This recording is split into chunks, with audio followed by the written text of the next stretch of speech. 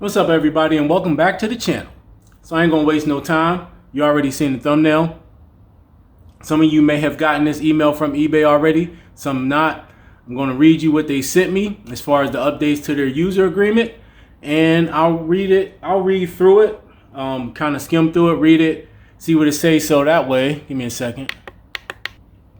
So that way, you ain't gotta worry about going to read it if you don't want to. You can just listen to me talk through it and give you whatever thoughts that I have. So today, say, Dear Edward, use my whole government first name.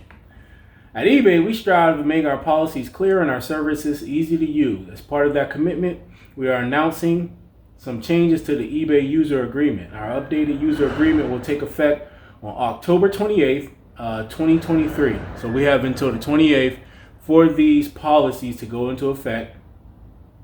No action is needed from you today, but if you would like to learn more, you can click the link. It says, here are some of the things we updated.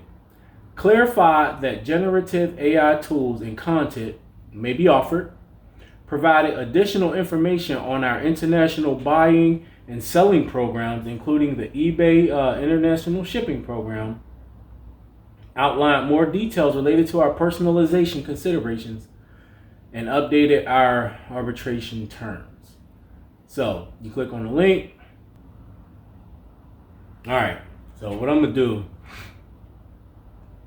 and because some of y'all may know some of this and then some of y'all maybe not, I'm not going to read the whole thing. I'm going to just kind of read out what I think we need to know. So you got the introduction, which is part one that just talks about eBay, you know, where they are, who they are, what their address is, so on and so forth. It says, please be advised that this user agreement contains provisions that govern how claims you and we have against each other are resolved. It says, see disclaimer of warranties, limitation of liability, so on and so forth. It says, it also contains an agreement to arbitrate, which will, with limited exception, require you to submit claims you have against us or our agents to binding and final arbitration unless you opt out of the agreement to arbitrate. Then it sends you to another link. If you do not opt out, 1, you will only be permitted to pursue claims against us or our agents on an individual basis, not as a plaintiff or class member in any class or representative action or proceeding, class action suit. Or 2, you will only be permitted to seek relief, including monetary, injunctive, and declaratory, relief on an individual basis. So basically, they're going to make it harder for you to kind of come at them by yourself, because first of all, it's going to be hard enough to file a class action suit, let alone you trying to come at eBay legally on your own. Like, good luck with that, right? So then it goes, number 2, section 2 is about eBay. Nothing really there. 3 is a section about using eBay. Most of the stuff here is kind of what everybody already knows, right? It says, in connection with using or accessing our services, you agree to comply with this user agreement, our policies, our terms, and all applicable laws, rules, and regulations. And you will not, 1, breach or circumvent any laws, basically do nothing illegal. Use our services if you are not able to form legally binding contracts. For example, if you are under 18 years old, so basically you got to be over 18. Fail to pay for items you purchase unless you have a valid reason as set out in the eBay policy. For example, where the seller has materially changed the item description. See, that's some bull, because they say you fail to pay for items you purchase by you. People do that all the time, and what do they do to them? Seem like nothing, but anyway. Fail to deliver items sold by you unless you have a valid reason. Manipulate the price of any item. Take action that may undermine the feedback or rating system. Transfer your eBay account, including feedback and user ID, to another party without our consent. So they want you to talk to them first before you go selling your account, if you sell your account. Share your login credentials with any third parties, unless basically you use their multi-user access. Create listings, posts, or upload content that's inappropriate. Post false, inaccurate, misleading, deceptive, defamatory, libelous, or illegal content. distribute or post spam, on and on and on. There's really nothing in here in this part. Infringe the copyright, trademark, patent, same stuff, IP rights. Okay, so it says, sellers must meet eBay's minimum performance standards. Failure to meet these standards may result in eBay charging sellers additional fees, limiting, restricting, or suspending or downgrading your account. Of course, we already know that. So section 4 is policy enforcement. It says, when a buyer or seller issue arises, we may consider the user's performance history and the specific circumstances in applying our policies. We may choose to be more lenient with policy enforcement in an effort to do the right thing for both buyers and sellers. The foregoing does not limit or impair our right to refuse, modify, or terminate all or part of our services to anyone, or to terminate this agreement with anyone for any reason at our discretion. So basically they could do what they want, right? Don't matter. It's their platform. But that's important to know, right? Because it says, when a buyer or seller issue arises, we may consider that user's performance history and the specific circumstances in applying our policies. We may choose to be more lenient with policy enforcement in an effort to do the right thing for both buyers and sellers. So in all aspects of things, your performance history plays a part in some of the decisions that eBay makes that may or may not go your way. So for those of you who have bad performance history, and then you get online and you complain like, man, eBay they sided with the buyer, or they didn't side with me. Well, that could be a reason why, if you have a track record of, messing up, not having a good performance history. So that's important to know. Section 5 is fees and taxes. I'm not going to read that. Section 6 is listing conditions. I don't think there's any reason to read that. That's pretty self-explanatory. Well, here, let me read this under listing conditions.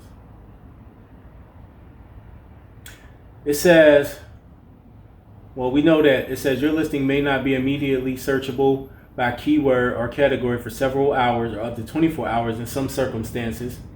But it says, where'd it go? Content that violates any of eBay's policies may be modified, obfuscated, or deleted at eBay's sole discretion. We may revise product data associated with listings to supplement, remove, or correct information. I know what they're saying, but it's like, it says content that violates their policies basically can be modified, obfuscated, or deleted at their discretion, and they can revise product data associated with listings to supplement, remove, or correct information. So basically, what it sounds like to me, and you can tell me if I'm wrong, sounds like they're saying they can change the content of your listing if they don't think it's right, or if they think there's something in there that violates their policy. I don't know, but that's what it sounds like. I don't know if has anyone ever really noticed that something in their listing has changed. Have you ever noticed any specific things with your item specifics, anything with your descriptions or titles, anything that you can know that eBay, that you think to yourself, man, I didn't change that. It seems like they're saying that they can change the content of your listing at their sole discretion. Okay, it says, we strive to create a marketplace where buyers find what they are looking for. Therefore, the appearance or placement of listings in search and browse results will depend on a variety of factors, including but not limited to buyer's location, search query, browsing site, and history, items location, listing format, price. This is important, okay? Because basically this is telling you how your listing is going to show up if it shows up, and the factors that influence that listing showing up. So it says, we strive to create a marketplace where buyers find what they're looking for. Therefore, the appearance or placement of listings in search and browse results will depend on a variety of factors, including but not limited to the buyer's location, search query, browsing site, and history, the item's location, listing format, price and shipping costs, terms of service, end time, history, and relevance to the user query, seller's history, including listing practices, and then there's a link that says detailed seller ratings. Let me click on that and see where that takes me.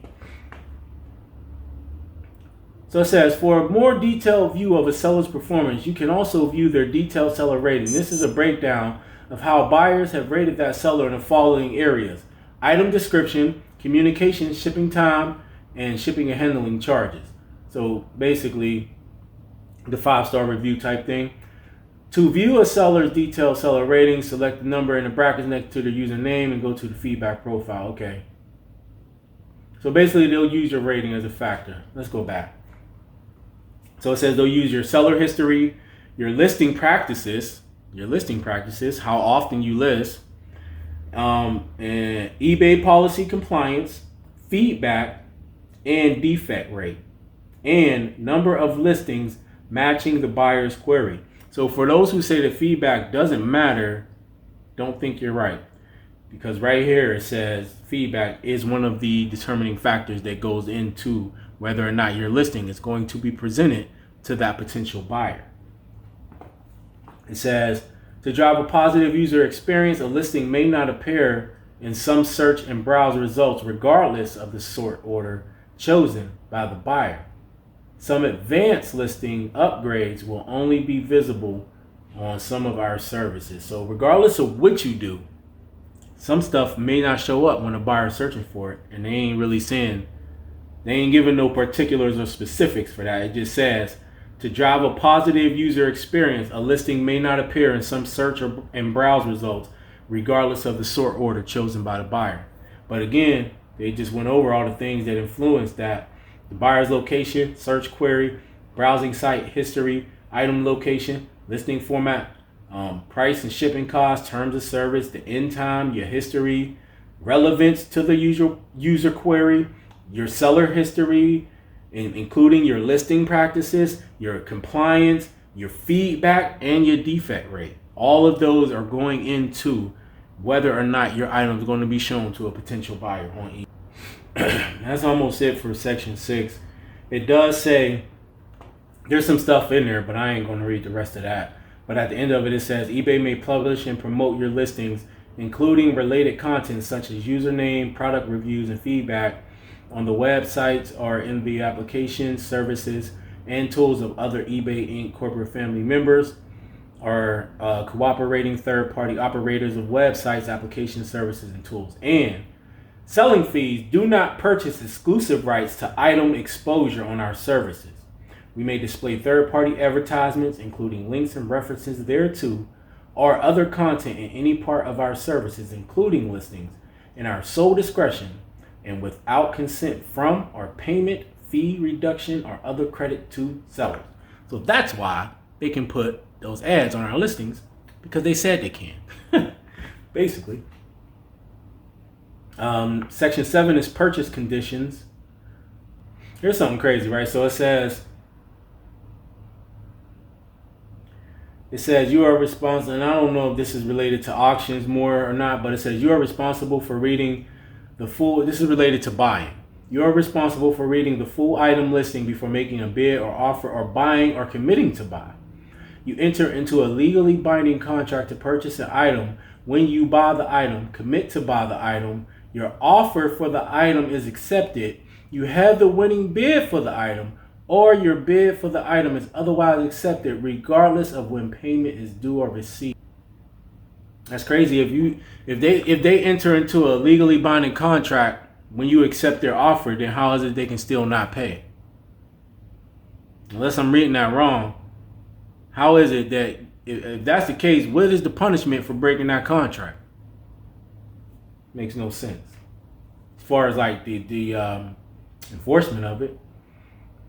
Section 8 is international buying and selling. Translation. That section really ain't got much in it. Yeah, I ain't gonna really read nothing through that. So section 9 is content. Basically, it says when you provide content using our services directly or indirectly, you grant us a non-exclusive, worldwide, perpetual, irrevocable, royalty-free, sub-license through multiple tiers, right to exercise any and all intellectual property rights you have in that content in connection with our provision, expansion, and promotion of our services, including development of new offerings as part of our services in any media known now or developed in the future.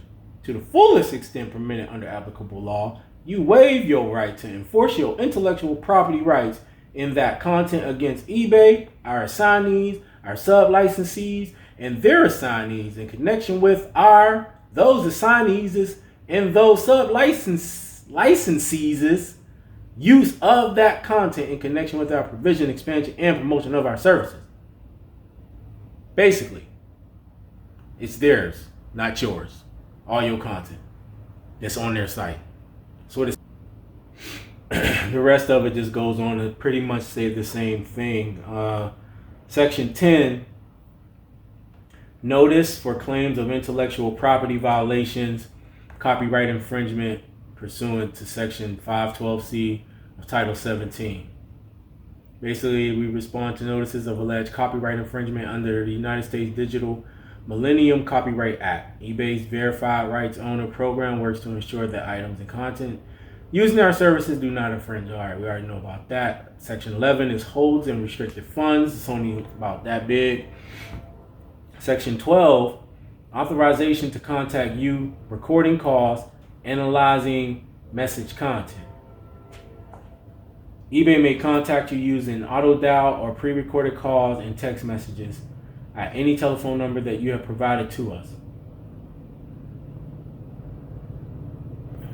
This is pretty all self-explanatory. Let me see if there's anything that we might need to know.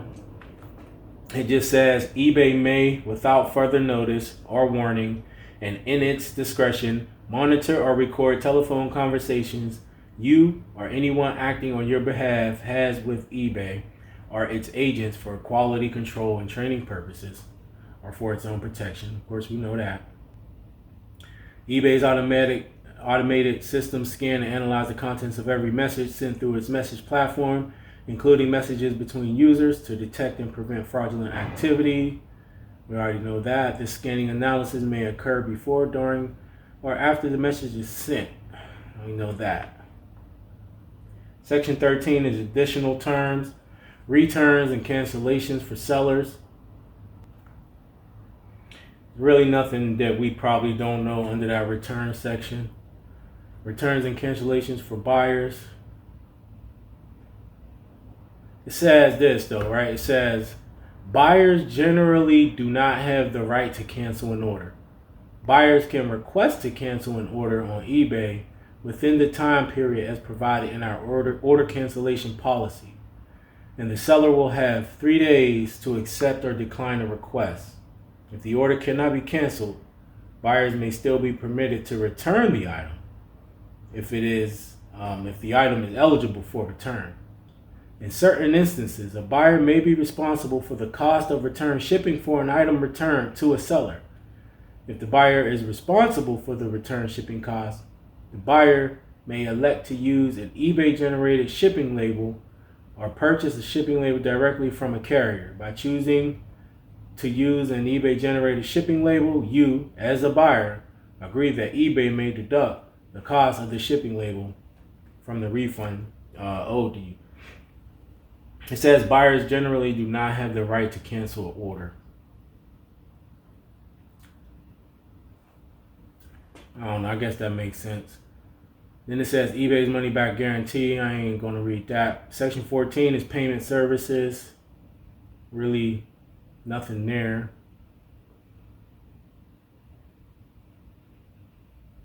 15, disclaimer of warranties, limitation of liability. Basically, them covering their butt. Oh, that's about warranties. That's about warranties. You agree that you are making use of our services at your own risk and that they are being provided to you on an as-is, as-available basis. Accordingly, to the extent permitted by applicable law, we exclude all express or implied warranties Terms and conditions, including but not limited to implied warranties of merchantability, fitness for a particular purpose, and non-infringement. All right, I ain't gonna go through all that. 16, release. And no need to read that. 17 is indemnity. 18, legal disputes. It says, please read this section carefully. It affects your rights and will have a substantial impact on how claims you and eBay have against each other are resolved. In this legal dispute section, the term related third parties includes your and eBay's respective affiliates, subsidiaries, parent companies, predecessors, successors, assigns, as well as your eBay's and these entities' respective employees and agents. You and eBay each agree that any and all claims or disputes at law or equity that has arisen or may arise between you and eBay or any related third parties that relate in any way to or arise out of this or previous versions of this user agreement, your use of or access to the services, this of or stuff, access to the services, the auctions of eBay or its agents, or any products or services sold, offered, or purchased through the services will be resolved in accordance with the provisions set forth in this legal dispute section. And basically, that's just the arbitration agreement part of it, y'all. So basically, you can't go off on your own and sue them, or if you do, you're on your own.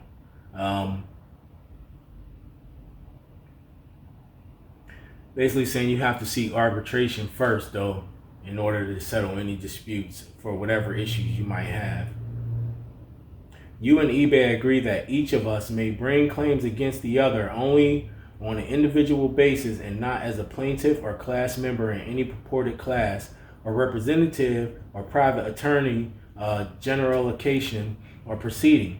Unless both you and eBay agree otherwise, the arbitrator may not consolidate or join more than one person's or party's claims, and may not otherwise preside over any form of a consolidated, representative, class, or private attorney general action or proceeding. Also, the arbitrator may award relief, including monetary, injunctive, and declaratory relief, only in favor of the individual party seeking relief, and only to the extent necessary to provide relief sought by that party's individual claim.